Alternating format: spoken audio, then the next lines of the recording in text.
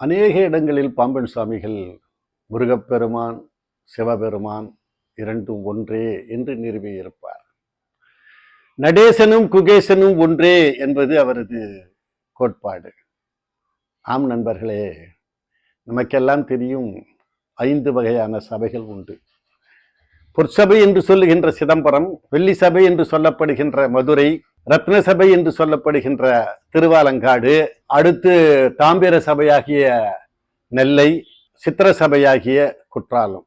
இந்த 5 சபைகளிலும் நடராஜ பெருமான் தான் நடனமாடுவதாக பெரியோர்கள் வகுத்துள்ளனர். ஆனால் பாம்பன் சுவாமிகள் என்ன சொல்லுகிறார்? வாருங்கள் பார்ப்போம்.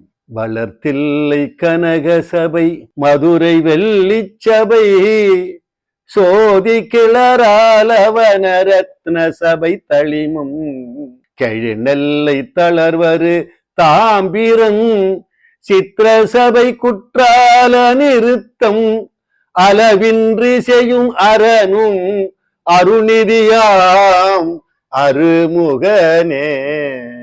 சிதம்பரத்திலும் மதுரையிலும் திருவாலங்காட்டிலும் நெல்லையிலும் குற்றாலத்திலும் நடனமிடுகின்ற அரணும் அருள்நிதியாக விளங்குகின்ற முருகப்பெருமானும் ஒன்றே என்று பாம்பன் சுவாமிகள் கூறுவார். ஏனென்று சொன்னால் 15ஆம் நூற்றாண்டிலே இவருக்கு முன்னால் அருணகிரிநாத சுவாமிகள் கனக சபை மேவும் எனது குருநாத கருணை முருகேச பெருமாள் கான் என்று சொன்னார். அப்படி என்று சொன்னால் 5 முகமும் 6 முகமும் ஒன்றே என்பதுதான் சான்றோர்கள் கருத்து.